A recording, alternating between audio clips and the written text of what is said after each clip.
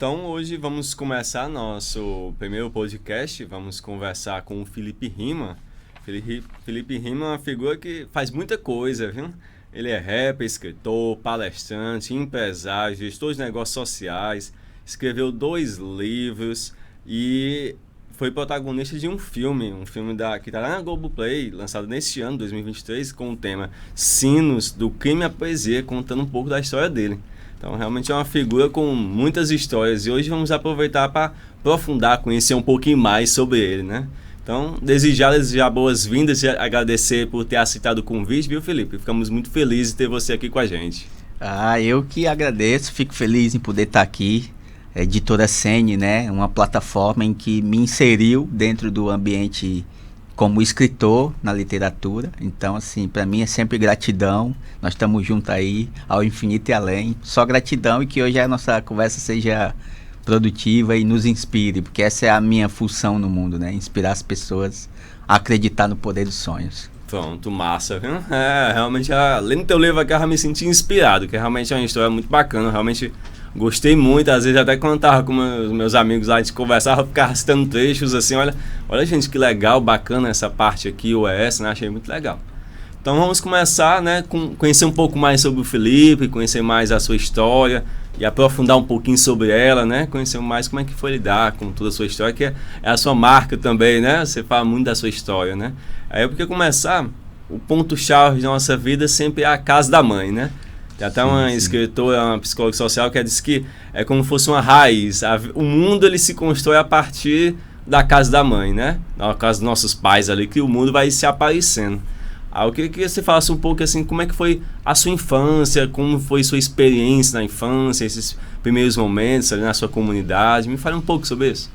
Eu acho que para começar esse momento assim, e como a gente está fazendo um papo bem alusivo em relação ao livro Os Sonhos e as Pedras no Caminho, eu começaria com o poema que eu comecei do livro, que diz: o lugar é Fortaleza, a favela das areias, lugar onde eu andava descalço com o pé na areia, ali onde cresci e sorri com tão pouco, ali onde aprendi a resolver as fitas no soco, trabalho infantil, criança lutando pela vida, carrego na feira até chorar por comida.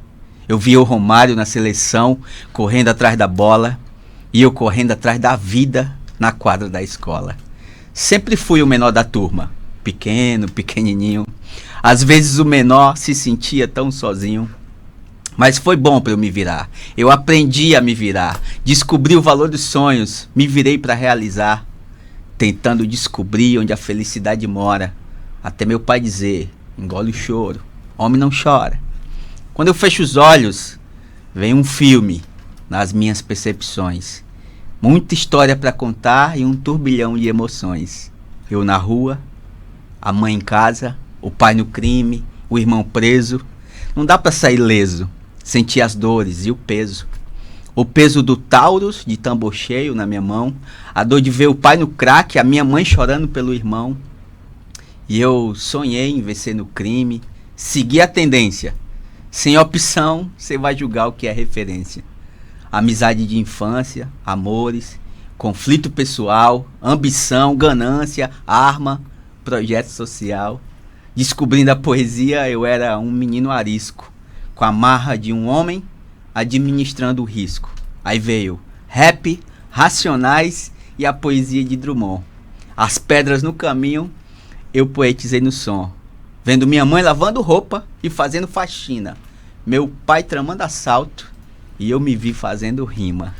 Então, com essa introdução, que eu digo que assim, a comunidade das Areias, que eu nasci aqui em Fortaleza, no Papicu, que fica ali próximo ao Hospital Geral de Fortaleza. Antigamente, na década que eu nasci, era como a referência ao Hospital Geral de Fortaleza. Hoje em dia você já tem o Shopping Rio Mar Fortaleza, que é ali na Santos Dumont, paralela à Rua Pereira de Miranda, Lauro Nogueira, né, que é onde fica ali. A comunidade das Areias, ela é vizinha à favela do Pau Fininho. Se você procurar hoje no mapa, você não vai achar as areias no mapa de Fortaleza. porque era tudo integrado ali. Favela do Palfinins, Areia, Tele Ceará, aí descia para cá Verdes Mares, aí ia para trás tinha os Barreiros. Era tudo misturado e nem tudo foi registrado e mapeado pela prefeitura. Então algumas comunidades, elas existem até hoje, só os nomes e quem conhece são os moradores, né? Assim, no mapa mesmo, de forma homologada, não existe.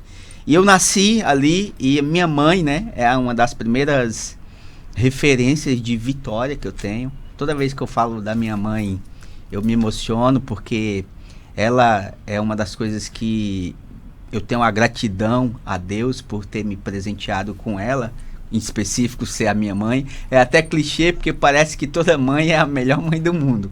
Mas de fato a minha, se ela não for a melhor, é a mais vencedora do mundo, a mais guerreira de todas que eu conheço. E uma das coisas que a minha mãe tem, que eu trago até hoje, nesse diálogo de amigo e filho que eu tenho com ela, é que eu nunca vi ela derrotada no chão. Eu sempre vi ela de pé. Então, uma coisa que eu percebia é que às vezes eu via minha mãe magoada, triste, pelas adversidades da vida, mas ela sempre se mostrava em pé. Então você imagina uma pessoa ferida, mas em pé. Uma pessoa cansada, mas em pé. Uma pessoa triste, mas em pé. E esse espelho para mim foi muito fundamental na minha infância, na minha adolescência, na minha mocidade e hoje assim, nesse momento que eu estou vivendo. Então minha mãe ali, eu costumo dizer que entre minha mãe e meu pai ela era um equilíbrio de força. Então, meu pai me ensinou a ser forte dentro da minha realidade, às vezes duro e contundente dentro dessa realidade. E minha mãe me ensinou a, mesmo sendo sensível para a vida, não perder a hombridade e continuar sendo aguerrido, olhando para o horizonte. Legal. A mãe é sempre uma referência muito forte, né? Principalmente, realmente nas famílias, é a mãe que dá uma força muito grande ali, né? Aí na sua infância você brincava aí nas areias, passeava, chegava aí para as praias lá perto, ou era só nas areias ali perto eu mesmo? brincava muito na rua, né? Assim, na rua de frente de casa. Sim. Então tinha esse controle, assim, apesar de... Eu nunca fui uma criança que fiquei muito tempo fora do alcance do olhar ou da minha mãe ou dos vizinhos. Então, assim, às vezes minha mãe ia trabalhar, mas a rua toda ficava me pastorando, entendeu? O menino vai ficar aí e tal. Aí eu acordava assim, às vezes... Meu pai era mais ausente. Assim, na minha primeira infância, assim, ele não era tão presente de eu ter ele como referência de... Meu pai tá aqui e tal. Ele vivia sempre por aí. Minha mãe, ela vivia por aí, mas ela era trabalhando. Então, às vezes, a minha madrinha cuidava de mim.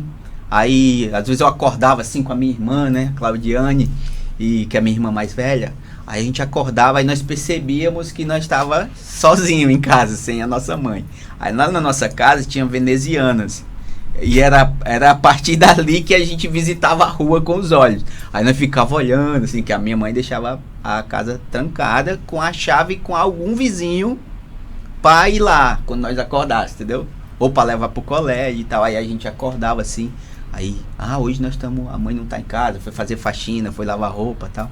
Aí a gente, um vizinho ajudava, aqui vamos almoçar aqui, tá aqui o almoço. Aí vinha minha madrinha, vinha alguém ali da comunidade. Então assim, na hora de brincar, era sempre naquele croquis ali, Pereira de Miranda, José Borba Vasconcelos, Santos Dumont e meio que esse quadrado aí, não passava daí não. Sim, a proximidade ali com o Palfinim, né? A lagoa tal, ali. Aí você ia na lagoa, pegava uns peixes betos. Você pegava peixe, pescava.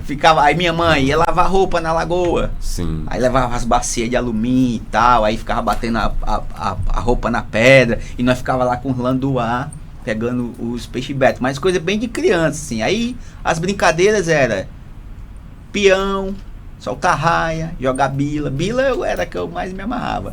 E aí chegou um momento da minha infância que eu queria, porque o meu sonho era ser um jogador de futebol. Então assim, todas as outras brincadeiras ficaram sendo secundárias.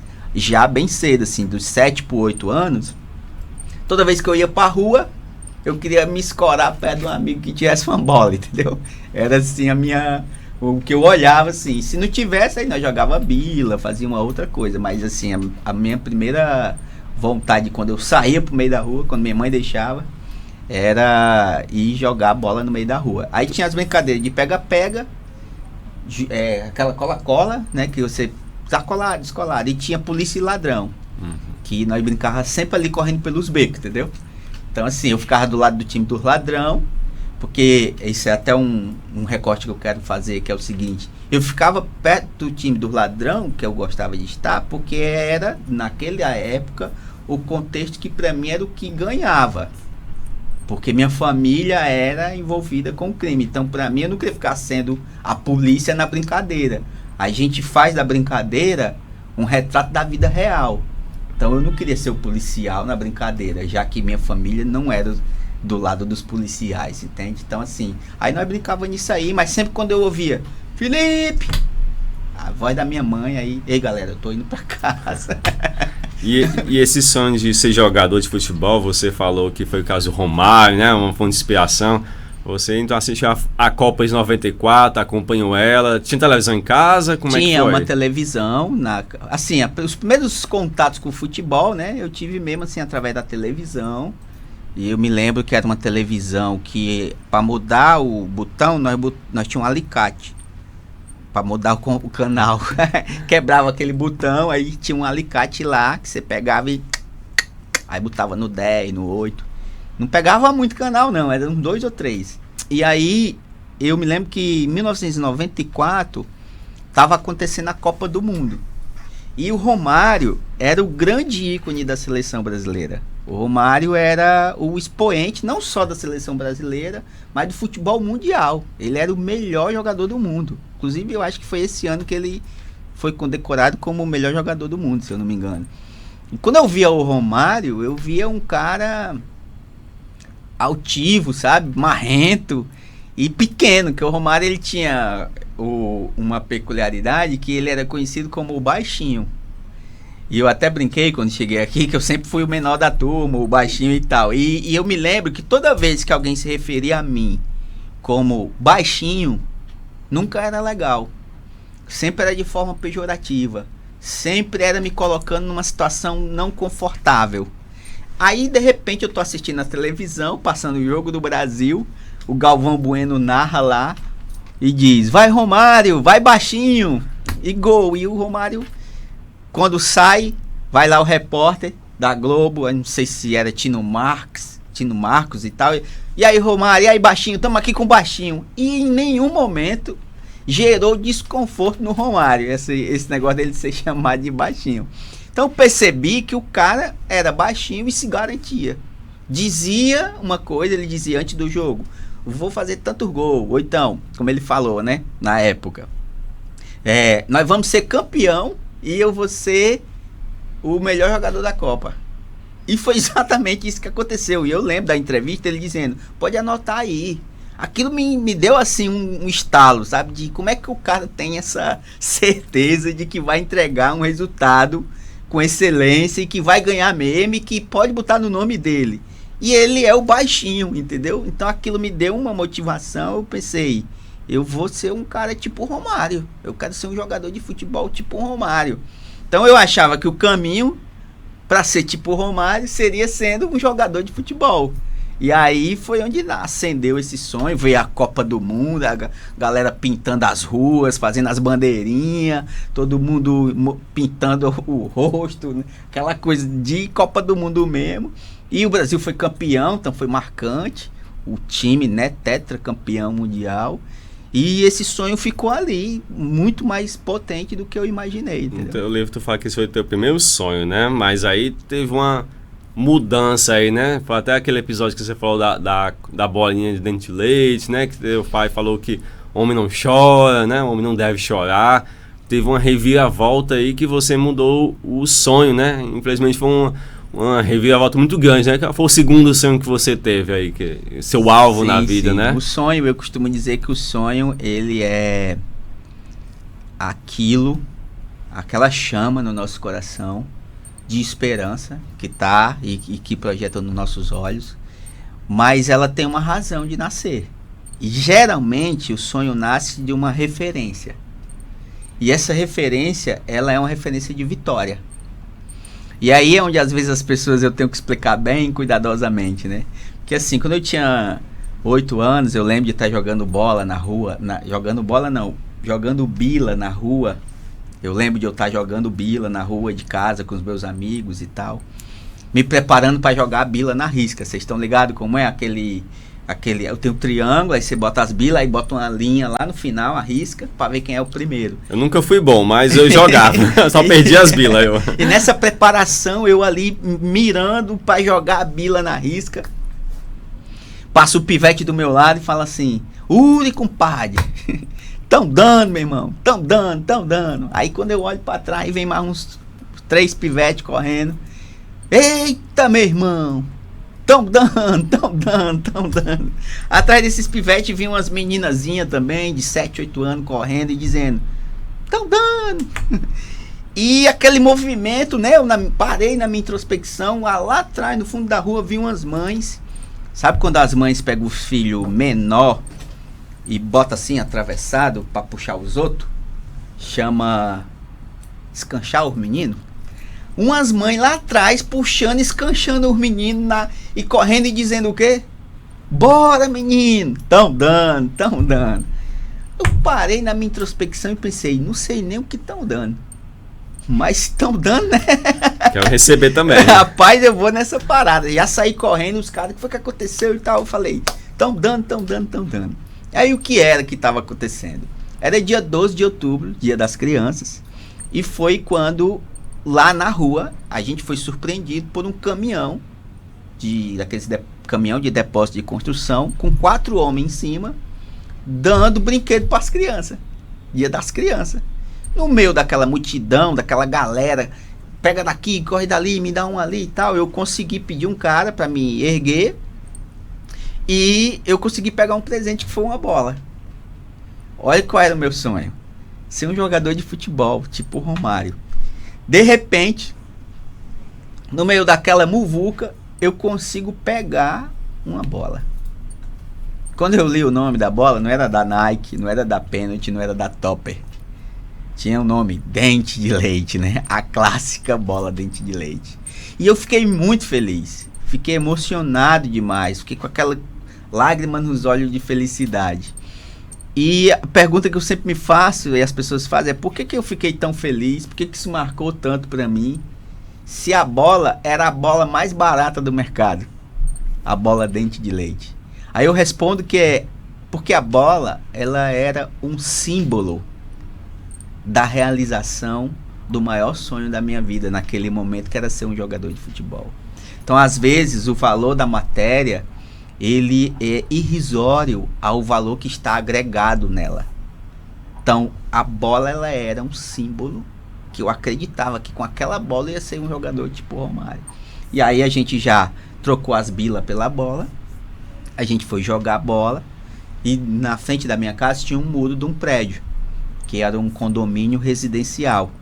E eu chutei essa bola lá no muro, que bateu no pega ladrão. Sem querer, claro, né? Aí eu fiquei arrasado. Imagina, não deu 20 minutos de alegria e eu tinha acabado de perder a ferramenta que me projetaria para o maior sonho da minha vida. E, diferente das lágrimas de felicidade que às vezes a gente contém, e a gente diz assim: vou chorar não, e segura, que a gente aprende isso na infância, as lágrimas de tristeza, elas vêm com mais facilidade, né? É até um fenômeno que eu tô tentando entender por que isso. Porque a gente segura chorar de felicidade e de tristeza a gente chora logo de uma vez. Então acho que é porque às vezes talvez a dor domine mais o corpo do que o êxtase da felicidade. Ou demore mais a gente assimilar a felicidade e a dor, ela já é mais contundente e mais rápida. Então... Alguns dizem às vezes que é porque a tristeza ela é mais real, né? Realmente quando a felicidade é ilusão, né? A gente quer essa visão. É mais tangível, né? Faz sentido. Aí diz assim, a realidade, quando é tristeza, eu posso confiar, é tristeza mesmo, que ninguém quer tristeza, então a alegria às vezes é só uma ilusão minha ali, né? Talvez seja por esse caminho aí, quem sabe, faz sentido. E eu fiquei chorando, triste, fui pra casa chorando, foi quando eu encontrei meu pai, aquele homem forte, duro, firme, perguntou: tu tá chorando por quê, macho? Aí eu falei, pai, minha bola furou e tal. Eu lembro dele falar, conta essa história direito, que nem bola tu tinha, né? E eu fui contar essa história que eu contei pra vocês, que eu ganhei a bola e tal. Foi quando ele me olhou nos olhos e disse, engole o choro, macho. Homem que é homem não chora. Aquela frase clássica. Então vamos pensar, né? Eu venho da minha maior felicidade, que era ganhar a bola. Encontro a minha maior frustração, que foi perder a bola. E estou diante da minha maior referência, que era o meu pai. Masculina, né? Referência masculina. E ele está dizendo para mim engolir o choro. Porque homem que é homem não chora. O que eu entendi aí, né? Já com tempo de maturidade. Era como se não importasse os meus sonhos. Era como se as dores, os sentimentos, você tem que tergiversar. Encontrar subterfúgios para deixar de lado. Porque a vida é aqui, homem que é homem não chora. E eu fiquei impactado com aquilo, só que o meu pai trouxe um símbolo. Ele, na mesma hora, levantou da cadeira, tirou o revólver da cintura e disse, segura isso aqui, que isso aqui é coisa de homem. Engole o choro, mano. Diante daquela cena, eu me lembro de passar aqui a mão nos olhos, um menino mole, tentando se tornar um homem duro e segurando o peso de um revólver na mão, com as duas mãos. Segurando um revólver que eu não saberia o peso que isso poderia causar na vida de uma pessoa. Mas o meu pai falou a frase, sente o peso. Não sei se eu já era poeta na época ou ainda estava ali para florescer, mas vamos entender a profundidade dessa frase, sente o peso, né, do revólver. E eu senti, segurei e tal, engoli o choro ali. E aquele foi um evento muito marcante, ao ponto de sobrepor o sonho de ser um jogador de futebol. Que até ali eu era só uma criança, brincava na rua, tal. Meu olhar, a minha gestalt passeava apenas em brincar, fazer o dever de casa e ficar de boa por ali. De repente eu fiquei pensando, por que meu pai tem uma arma? Se eu só vejo com os policiais e nos filmes. Aí eu comecei a perceber que não era só meu pai, meus tios também. Aí eu comecei a entender, com 9 anos já, um ano depois desse cenário, que toda a minha família era envolvida com crime, sem exceção. A ponto de chegar um dia, eu voltar da escola, que eu estudava numa escola chamada Rogério Frois, na cidade de 2000. E eu voltando a pé, chego na Santos Dumont, eu vejo na esquina da rua da minha casa viaturas da polícia. E eu pensei, aconteceu alguma coisa, fiquei com aquele medo, né? Porque eu sabia que a minha família era envolvida com crime. E aí eu chego em casa, eu vejo os policiais vendendo armas para minha família dentro da minha casa, tomando café e confraternizando. Aquilo fortaleceu a ideia de que o meu sonho seria agora ser o sucessor do meu pai.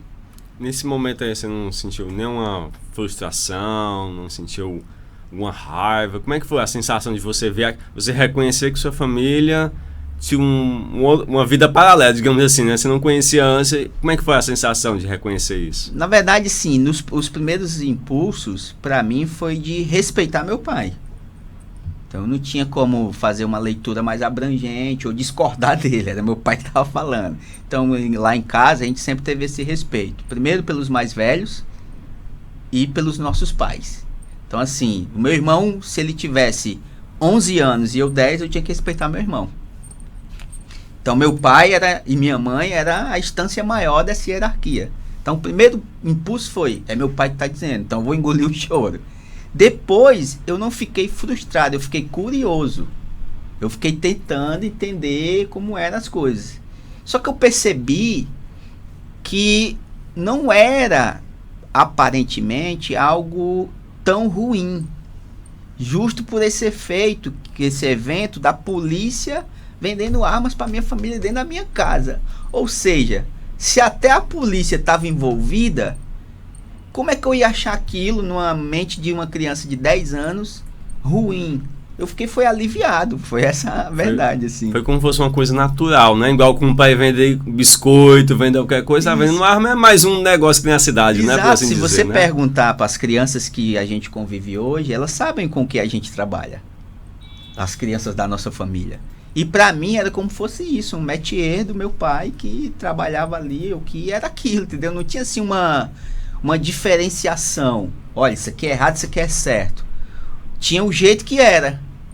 Até você chegar no ponto de ter essa consciência, vamos lembrar que eu tinha 10 anos. Então assim, eu pensei, é massa só ser igual meu pai. Aí meus tios, ó, tudo de All-Star.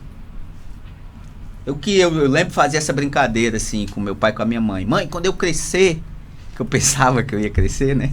Mãe, quando eu crescer, eu quero ter um 38 e um All-Star e um bermudão, igual meu pai. Aí todo mundo ria.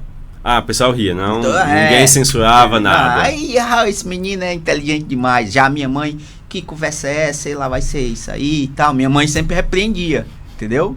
Ela era esse ponto firme do não. É o pé no chão. Ó, não, você não. Que história é essa? E aí todo mundo ria, meu pai me botava no colo.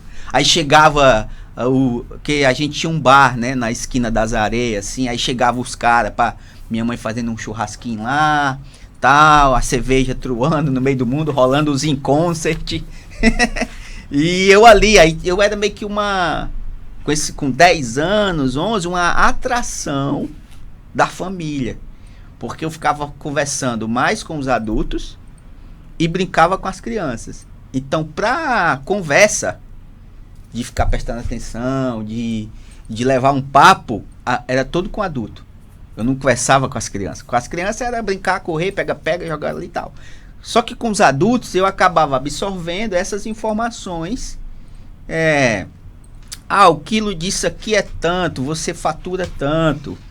Em relação às substâncias ilícitas. Tu acompanhava todos esses dados, esses cálculos. Todas essas informações. Ali.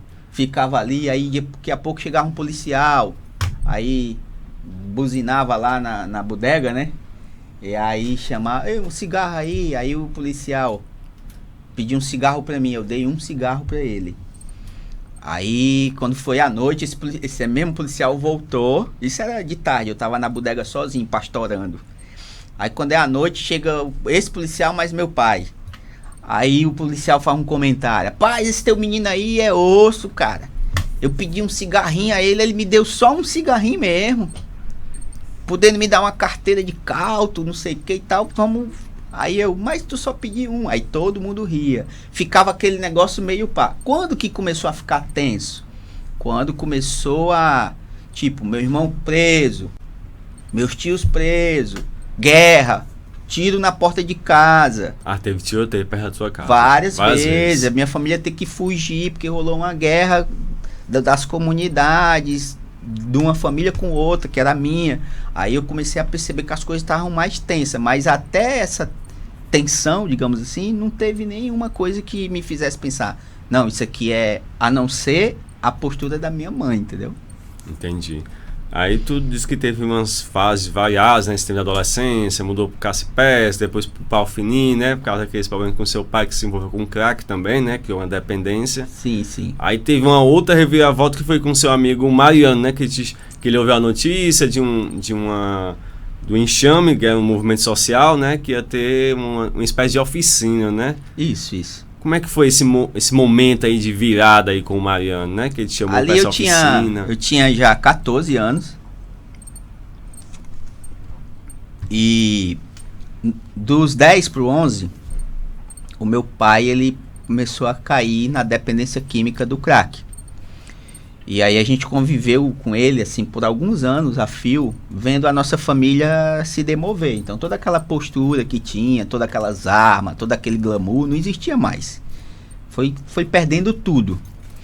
E aí ficou eu e minha mãe, a gente foi morar no Cacipesca, porque ela trocou uma casa, a última que sobrou, que nós tínhamos várias casas na mesma rua, em outras comunidades e tal, tinha carro, celular, meu pai tinha um Bug, um Fusca, um Santana, e um, sabe, assim, carro, celular da época da Motorola, grandão, assim. Essas coisas começaram a ruir. E não só o material, a própria persona do meu pai foi se desfigurando. Nós não confiava mais na palavra dele. Aí a gente foi descobrir lá na frente que é porque ele tinha caído na dependência química do crack. Foi nesse entremeio aí que o Mariano estava ouvindo um programa de rap na rádio comunitária. Lá a rádio chama Mucuripe FM, e ele ouviu o anúncio de que ia ter aulas de hip hop, projeto social, aulas de grafite. E aí ele foi com um amigo da gente em comum, que chamava Edson, que hoje não está mais entre nós. E a gente vamos fazer as inscrições nesse projeto e tal. E a gente pegou as bicicletas emprestadas e tal, e foi fazer as inscrições no projeto. Quando eu cheguei nesse projeto, a nossa expectativa era fazer um grafite num muro grandão e botar nosso nome lá pra galera saber que foi a gente, entendeu? Pra gente não ficar considerado. Esse foi o chama, né? O chama, vai ter aula de grafite. Aí, meu irmão, vai ser doido, que quando eu chegar lá vai ter um muro grandão, uma ruma de spray, um professor com umas pratas, estilo hip hop e tal, e nós vamos fazer um desenhão e vai ficar irado. E a galera vai saber que foi nós vamos ficar considerados. Só que numa das primeiras aulas do projeto, o que teve foi uma roda de conversa. Não tinha o professor, tinha uma professora chamada Glória Diógenes, socióloga Glória Diógenes, e ela diz: hoje nós vamos falar um pouco sobre poesia. Aquilo para mim foi muito impactante, porque eu não imaginava. Imagina a minha visão de mundo ali, com 14 anos, querendo dominar o crime em 8 comunidades, para reerguer minha família que tinha perdido tudo. E hoje, chego num projeto e nós vamos falar sobre poesia. Foi quando ela anunciou que ia ler um poema do Carlos Drummond. E aí ela recitou o poema que dizia: tinha uma pedra no meio do caminho. No meio do caminho tinha uma pedra. Nunca me esquecerei desse acontecimento na vida das minhas retinas tão fatigadas, que no meio do caminho tinha uma pedra no meio do caminho. A galera começou a rir. Só que para mim foi um turbilhão de emoção. Porque quando eu senti esse poema, da forma rudimentar, que são as palavras simples, tinha uma pedra no meio do caminho. No meio do caminho tinha uma pedra. Se projeta na imaginação e pensa: essa pedra é o crack. É uma pedra no meio do caminho do sorriso da minha mãe. Então eu comecei a fazer paralelos simultâneos, como era antes do crack. Minha mãe ria, fazia o almoço, a gente tinha isso, tinha aquilo, meu pai era altivo. Tem uma pedra no meio do caminho da fortaleza que meu pai representa. Ele me ensinou que homem não chora. Da última vez que eu vi ele chorava mais do que eu quando furei a bola. Aí eu lembrei de mim, como eu era, como criança, brincava na rua e tal. Agora eu tenho que catar latinha, ser flanelinha, gandula de tênis, fazer qualquer parada para levar uma grana, para sustentar meu irmão com a minha mãe, que nós fugimos de casa, estamos morando numa casa onde a luz é lamparina, a água nós puxa da bomba, o fogão é 2 bocas, só funciona uma, o banheiro não tem descarga, é um negócio absurdo, o colchão no chão é onde a gente dorme, onde é o sofá, onde é tudo. Tem uma pedra no meio do caminho da minha construção como ser humano. Aí eu pensei, Carlos Drummond se garante. Ele tá falando do crack. E poesia é massa. Falei pro meu amigo, a gente riu ali e tal, o pessoal achou meio que engraçado. Só que isso me deixou num estado de contemplação muito longo, que foi o caminho do Mucuripe até as areias de volta, a pé. E eu fiquei pensando, aonde é que tinha mais poesia? Era a pergunta que ficava na minha cabeça. Meu irmão, onde é que tem mais poesia? Na minha ingenuidade, eu pensava assim, se naquele texto tinha um recorte da minha vida, nas outras poesias do mundo tem a minha vida todinha. Então eu ficava pensando assim, onde é que tem mais poesia? E aí eu lembro de ir na escola, perguntar para a professora, lá na biblioteca, onde é que tinha livro de poesia. E aí foi onde eu tive o primeiro acesso aos 5 primeiros livros, que eu não lembro os títulos, mas lembro os autores. Clarice Lispector, Patativa do Assaré, Manuel Bandeira, Vinícius de Moraes e Carlos Drummond de Andrade. Então eu peguei esses 5 livros, assinei lá um termo e vim para casa. Sabe aquela vontade que você tem de chegar logo no seu lugar? Quando eu falo isso, vamos tirar de campo a estrutura, conforto e tal. É o seu lugar. Então não estava falando de voltar para um quarto de hotel com ar-condicionado e ducha quente. Eu estava falando de voltar para o meu lugar lá no colchãozinho no chão, com a cumbuca de comida do perto aqui e o livro para eu ficar disponível para a poesia. E aí o que aconteceu? Quando eu chego em casa, naquela felicidade que eu pego o primeiro livro, que eu leio o primeiro nome que tinha depois da primeira página, que é a capa, tinha um nome assim, Prefácio. Aí eu fiquei pensando, o que é isso aqui, meu irmão? Prefácio. Sabe quando você busca, nada. Aí virei as páginas, Manuel Bandeira. Aí foi que foi complicando mais. Um negócio mais diferente, não era tão simples como tinha uma pedra no meio do caminho. Aquela felicidade foi se tornando uma angústia, que eu fiquei pensando, por que eu não estou entendendo mais nada? Depois eu descobri que eu não fui educado a ler. Meu vocabulário não era desenvolvido. Era o primeiro contato com a literatura mais profunda.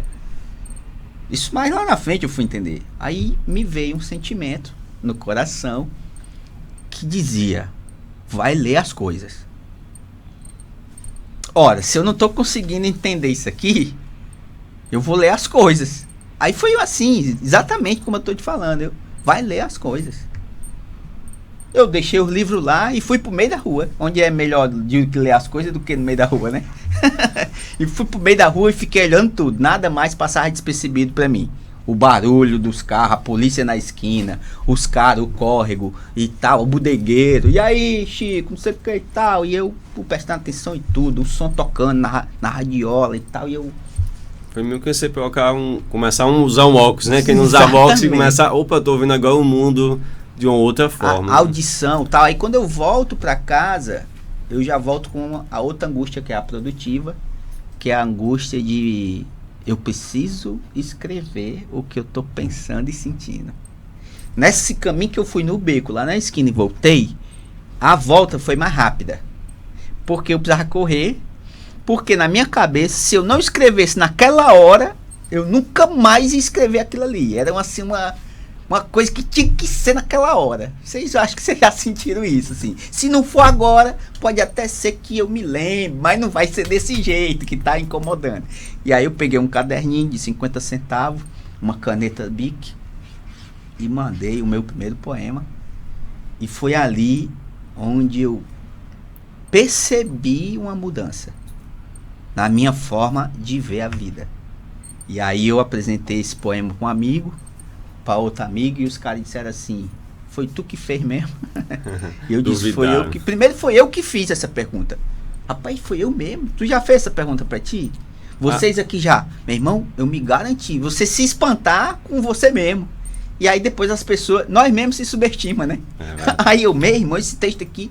E aí tinha rima, foi quando eu acho que com 14 anos, eu posso dizer aqui com segurança, nasceu o Felipe Rima, poeta, não o Felipe Rima já com o nome, Felipe Rima. Poeta mesmo, assim, de sintetizar as minhas ideias e as minhas emoções numa coisa que se via para mim de novo. Então, quando eu lia, voltava para mim de novo. Então, foi esse recorte, assim. Aí mudou. Aí aquele sonho de ser do crime, de ser o sucessor do meu pai, já não fazia mais sentido. Já para mim já não era mais tão legal, já não... Foi se demovendo, sabe? Foi virando nada. E a poesia foi tomando de conta os projetos sociais, as intervenções, as escolas. Noto que houve aí sempre... Vocês ouvem sempre uma busca de um reencontro, né? Primeiro foi o Romário, você tentou se encontrar ali, né? Ver aquela figura...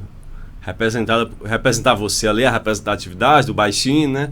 Em algum momento foi seu pai, sua família, né? Aquela situação, essa é a nossa realidade, vamos nos adaptar com ela. E de repente a poesia foi um outro encontro aí, né? Um espelho onde você conseguiu se identificar. Muito legal isso aí.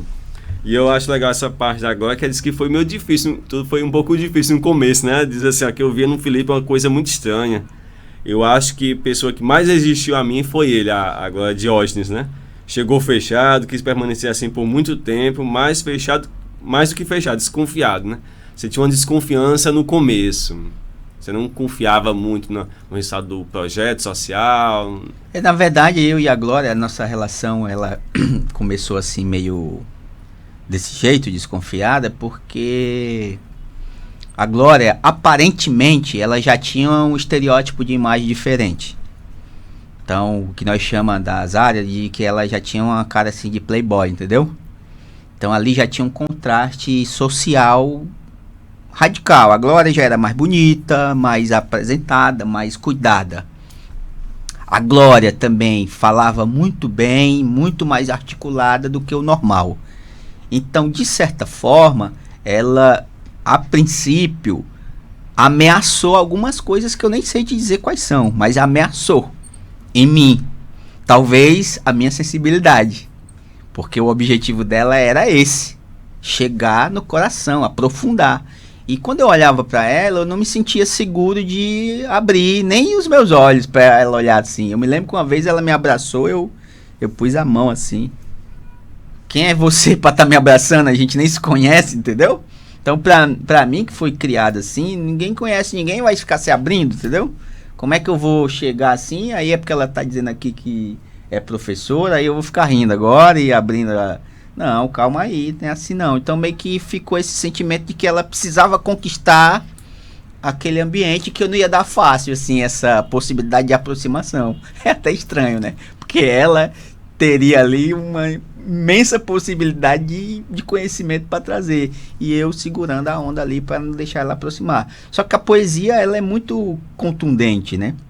Ela foi muito profunda, e aí é interessante que eu comecei a ter uma relação mais aberta e próxima, primeiro com o professor de rap do projeto, e depois virou essa alquimia, e a Glória passou a ser a pessoa com quem eu mais respeitei, mais virei fã, mais me conectei, mais admirei, entendeu? Por quê? Porque o cara do rap, o professor do rap, ele era das áreas. Você sentia mais representatividade, aí né? Você era chega mais... ali, o cara já sabe o manejo das palavras, tal. A Glória era acadêmica, estudiosa, falava umas coisas que não dava nem às vezes pro cara... Eu tinha um exercício, quando eu comecei a sacar a Glória e os professores, educadores, eu escrevia as palavras escondido, porque eu não perguntava. Então a Glória lá começa falando, aí as probabilidades, aí eu anotava. Não perguntava, para não mostrar para ela a minha vulnerabilidade de não saber as palavras. Aquilo ficava só para mim. E aí eu me lembro que uma vez eu fui na biblioteca da escola perguntar onde é que tinha mais livro e tal, só que dessa vez eu queria um dicionário. Aí toda vez eu pegava esse dicionário, tinha que devolver. Aí até que um dia eu dei um jeito, não me orgulho dessa parte, de eu levar sem ninguém saber esse dicionário, entendeu? E aí eu peguei o dicionário e ficava probabilidade, sistematizar, tal. Aí um dia eu tava num diálogo com um dos meus amigos e ele disse assim: ei Felipe, o que tu acha de nós grafitar o muro da escola? Aí eu acho que a probabilidade é grande, porque eu anotei e me lembrei, probabilidades, são possibilidades e tal. Aí disse, mas aí nós vamos fazer como? Nós chega com as tintas mesmo e manda ver na tora, tal, não sei o quê. Não, a gente vai ter que sistematizar as ideias. Vixe, meu irmão, já dá esse bicho aí, olha as palavras que ele tá usando e tal, não sei o quê. Aí eu comecei a entender, calma, eu preciso então aprender, que seria estudar e colocar dentro da frase, às vezes insegura ainda, mas para ela começar a ganhar corpo e se tornar algo em que vai ser homogêneo, as palavras e eu, tudo num só. E aí, esses anos todos, eu tenho feito esse exercício de ser eu na minha essência, das areias mesmo, que sabe conversar com os caras no beco e tal, e pá, e também conseguir dialogar, primeiro para mim, de uma forma aprazível, que eu gosto de ler e ouvir, mas também para outros níveis de pessoas, para que quando chegue uma nova Glória Diógenes, a gente tenha uma paridade de armas nas palavras, entendeu? Eu acho que deve ser meio que isso o intuito dessa jornada toda. Massa, viu?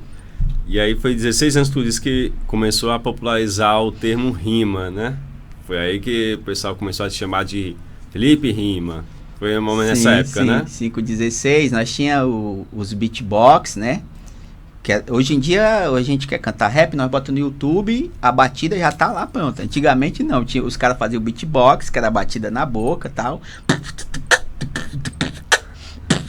Aí o outro já, tô aqui e tal, no Mucuripe, o meu nome é Felipe. Taranana. Aí nessa parada do projeto Enxame, na hora do almoço nós fazíamos as rodas. Não tinha batalha de MCs. Era só como fosse os repentistas no pandeiro e na viola, só que confraternizando. Um complementando o outro. Um com o outro ali, era uma descontração, não tinha competição na parada. A não ser aquela competição intrínseca, que é do processo de você saber que mandou uma melhor rima. Aí a gente estava fazendo um grafite lá no Mucuripe, na escadaria. Uma jornalista me entrevistou e quando saiu o jornal, tinha lá, ela classificou menino rima. Eu achei aquilo massa, tipo, menino rima e tal. A galera, notícia, a notícia, história. E a galera, ei, manda a tua, menino rima, porque eu sempre fui pequeno, né? Então vale sempre lembrar essa coisa, que é assim, as pessoas sempre, esse menino, ei menino, então o menino rima, e os caras veem, agora com vocês, o menino rima. Aí eu já tinha 16 anos, a gente aprende a amadurecer rápido, querer ser já homem, não sei o que. Aí eu, mas eu não sou menino não, entendeu? Aí vou botar Felipe Rima. Aí com 16 anos foi que eu botei, eu sou Felipe Rima, quero ver como é que tá, junto com vocês, eu agora vou falar. Aí em todo canto, aí eu comecei a botar nas camisas, grafitar, Felipe Rima. Aí minha mãe, que é isso aí, eu sou Felipe Rima. Aí até um dia minha mãe, Felipe Rima, vem cá, não sei o que. Aí eu, opa, cheguei. Agora sou mesmo, já que a minha mãe chamou, eu sou Felipe Rima. E aí assim, nunca mais, depois dos 16 até aqui, eu tive crise de identidade de não querer ser Felipe Rima, entendeu? Você se aceitou sou eu mesmo. O Felipe Rima e pronto, né? Meu filho, por exemplo, eu tenho um filho, o nome dele é Lorenzo Rima, batizado, entendeu? É o Lorenzo Rima, que canta rap já hoje, já também, com 5 anos de idade. Como é que foi a tua família vendo você ter esse crescimento, né? Que até os 18 anos você trabalhou lá no Enxame, né? Foi arte educador também, sou arte educador. Sim. Depois fez seguir na carreira, lançou o CD, né, em 2010. E como é que a sua família vendo essa mudança? Eu acho até a comunidade vendo você mudando isso. O que é que eles falavam para você? São vários pilares. O primeiro, teve gente que disse que eu era doido, né? Meu pai perguntava onde é que tinha dinheiro nisso aí. Quanto é que ganha um poeta? É uma pergunta. Os caras que eu dizia, meu irmão, um dia nós vamos chegar num hotel e vamos viajar e tal. Os caras, tá ficando doido, mano. Aí tu não é nem o Raça Negra, que na época tinha o Raça Negra, fazia todo fim de semana um show. Aí o cara, esse bicho pensa que ele é o Raça Negra, porque tá sonhando alto. Aí tinha minha mãe que ficava neutra. Em que sentido? Ela protegia o sonho. Então se alguém falasse, ela falava pro meu pai, não diga pro menino que ele não pode sonhar. Mas a minha mãe não incentivava. Vai lá, eu quero que você seja um cantor de rap. Era o meu... Não era assim. Ela tinha uma outra concepção do que ela queria que eu fosse. Mas eu tava apresentando aquela possibilidade ali. Já meu pai não, queria que eu fosse, como ele dizia, um doutor, um funcionário, um advogado, essas paradas. E eu queria ser eu mesmo. Porque pra mim, naquela idade, de 16, o dinheiro não era o que eu queria ou precisasse. Eu só queria me encontrar, né? E aí a galera das áreas tinha a chacota, tinha o cara que pedia para fazer uma rima, era uma coisa nesses 3 pilares. Então, aos poucos, aí eu aprendi isso bem cedo. Graças a Deus eu tenho esse privilégio de aprender cedo essa informação. Eu aprendi que eu tinha que fazer o equilíbrio. Em que sentido? Eu precisava ganhar o dinheiro também. Eu precisava garantir para minha mãe que isso não era uma zona de risco. E eu precisava mostrar para os caras que eu não estava ficando doido. Só que eu não podia ignorar as 3 frentes e ir só na minha. Ah, eu vou aqui na minha. Não, eu fui devagarinho. Então eu cheguei pro meu pai, ganhei o meu primeiro cachê de 20 conto. Aí, pai, isso aqui eu ganhei com rap. Já é o primeiro. Aí ele, com rap, onde foi esse show aí que ninguém viu na televisão? Sempre colocando uma pergunta. Aí sempre uma resistência, né? Aí eu, pô, depois, vamos assistir, eu tô passando na televisão hoje, olha aqui, pai, e tal. Ixi, meu irmão, ainda bem que não é no Barra Pesada. Sempre tinha um negócio sempre ali. Tinha essas brincadeiras. Uma brincadeira, né? E aí a minha mãe, uma vez, uma assistente social do Projeto Enxame, foi lá em casa pedir autorização para eu viajar de avião para Brasília, para cantar rap lá. Aí minha mãe olhou, meu filho, viajar de avião. Eu não tinha nem RG. Aí fui tirar o RG. Não tinha um RG ainda? Não tinha. Aí 16 anos? 16 anos. Aí 16 o projeto anos, né? me levou para fazer a foto, tudo direitinho e tal. Quando eu viajei de avião, que eu vi as nuvens pela primeira vez, a Glória Diógenes foi comigo também, mais outra aluna do projeto, que é a Lila. A Lila hoje ela é vereadora de Fortaleza numa mandata coletiva, que é a Nossa Cara. Então a Lila é uma das minas do Nossa Cara, da mandata coletiva. E a Lila foi comigo também e o professor de rap que era o Lobão.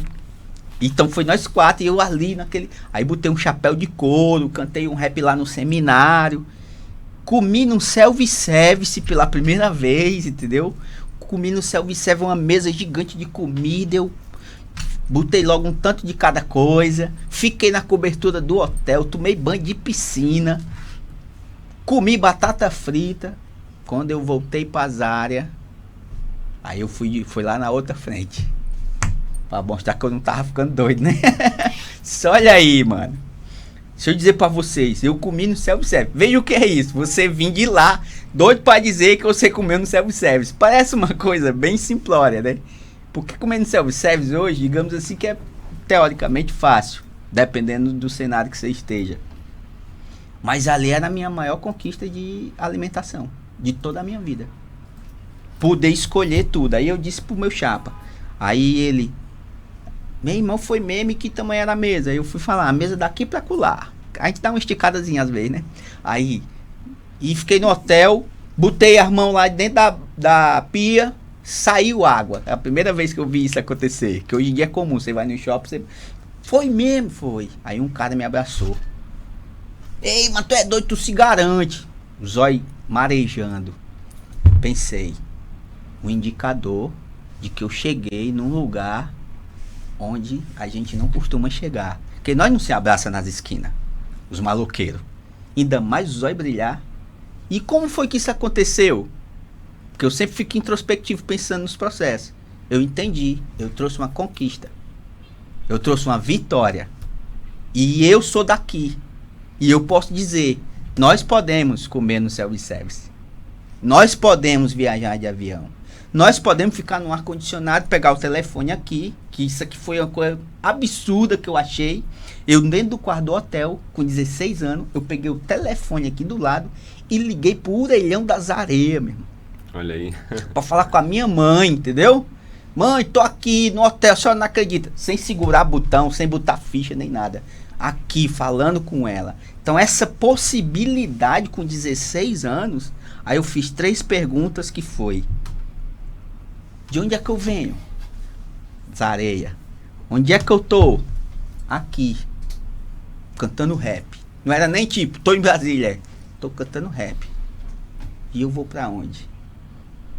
Eu vou chegar no coração da galera, vou fazer uns rap melhor, vou estudar, vou melhorar esse rap aqui, porque se eu cheguei aqui desse jeito, pois pouquinho, pra mim era bem pouquinho, e era mesmo o que eu tinha ali, mas foi forte. Como é que aquele pouquinho deu isso aqui, entendeu?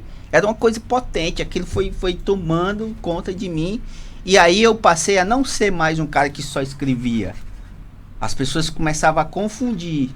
Isso aí, tu tá dizendo ou é poesia? Senão eu tô dizendo, mano. A professora, Ribamar Felipe, vem cá. Aí eu fui lá, Socorro Abreu, o nome da professora de português. Ribamar, deixa eu lhe dizer uma coisa. Você tá respondendo tudo em rima, não pode. A professora de português, você tá respondendo tudo em rima. Não pode, não é assim também. Tudo tem que rimar, porque às vezes você esquece a gramática, privilegiando a rima. Aí eu fui tentando, entendeu? Aí uma professora, quero aqui honrá-la e trazer o nome dela, chama Margarete, que é outra professora, então você pode perceber que toda a minha história, ela perpassa pela educação. Sempre um símbolo de alguém que me educou ali. E ela chegou, eu estava com problemas de comportamento, depois de viajar para Brasília, já depois de tudo, ela me convidou para uma salinha, foi a primeira vez que isso aconteceu, mostrou o índice de faltas que eu estava tendo e a minha falta de certa forma, compromisso com as aulas. E ela perguntou e disse: Ribamar, Felipe, é o seguinte, eu quero lhe dizer que você pode conciliar. Aí de novo as palavras. Aí eu pensei: o que é isso? O que é isso, professora? Aí ela explicou: conciliar é você cantar rap, grafitar, namorar, estudar, ser o filho da sua mãe. Você pode fazer tudo isso aqui. Isso se chama conciliar. Essa palavra que ela me ensinou, naquele momento ali, eu não queria mais estudar na escola. Não tinha mais vontade de ir. Eu queria só fazer o rap, só fazer aquilo que me levou para Brasília, que queria me levar. Ela me ensinou de forma sutil, sem afrontar, que se eu juntasse as duas coisas, a escola, o dia a dia, a gramática, e mais esse talento, essa coisa que estava ali, eu ia muito mais longe. Mas eu ia ter que aprender a conciliar. E aí foi onde eu fiquei com essa palavra no coração por muito tempo. E fiquei: não, hoje eu não tô querendo ir, mas eu vou. Aí ficava lá atrás, no fundão. Eu fiquei de recuperação em 6 matérias no terceiro ano. Fiquei de recuperação em 8 matérias no segundo ano. E fiquei de recuperação em todas as matérias no primeiro ano. E a primeira vez que eu fiquei de recuperação foi na 8ª série. Que antes você puxava da 8ª para o primeiro. O que aconteceu aí? Por que eu fiquei de recuperação em todas? Porque eu estava querendo uma... Aí você vê que a onda vai descendo. Eu vou deixando de ficar mais em recuperação. Porque eu comecei a conciliar. E aí na hora da recuperação eu ia lá, estudava e fazia. Até terminar o ensino médio. E quando eu terminei o ensino médio, muitas pessoas elas pensam: vou para a faculdade, vou ganhar o mundo, estudar mais e tal. Eu pensei: eu também vou, mas vou por outro caminho que não seja a faculdade. Então, nesse plataforma de sonhos e como se constrói a minha história, eu diria que hoje é assim. A minha missão com o livro da Sene é chegar lá em Jucás, como aconteceu, e a gente tá lá numa sala, numa quadra, com alunos, o solzão quentão e a galera lá com os professores, e a gente falar o poder dos sonhos, os sonhos e as pedras no caminho, e o aluno chegar para mim, em vez de ele ir lá na professora e dizer assim: onde é que tem livro de poesia? O aluno chegar com o livro da Sene na mão, com a linguagem que ele vai entender, e do meu lado, que sou o autor. Isso lá em Jucás, no interior do Ceará. Então, para mim, a minha missão é essa: é ir em todos os lugares possíveis, levando a minha história, que eu aprendi que ela, não por eu ser um cara exuberante e tal, não. Essa história, ela pode ser uma ferramenta de inspiração para as pessoas alcançarem os seus sonhos. Muito massa. Foi muito bom conhecer mais a história da sua infância, a sua formação, toda essa mudança que você passou, saber mais em detalhes, né? E é legal que tem tudo isso aí no seu livro mais aprofundado, para conhecer mais toda essa história, é realmente muito inspiradora. E a gente agradece muito, Felipe, por você ter vindo, se disposto a conversar com a gente. Foi muito legal conhecer mais a fundo um pouquinho sobre você. E é isso, né? Te agradecemos muito e quem sabe a gente combina mais uma vez um próximo encontro, outro momento, ou quem sabe nos interior da vida, né? Você continuar inspirando muitos jovens, que com certeza inspira muita gente, vai inspirar muitas pessoas aí pela frente. Eu fico feliz e eu guardei essa aqui no coração para nós encerrar, que é a poesia mais nova.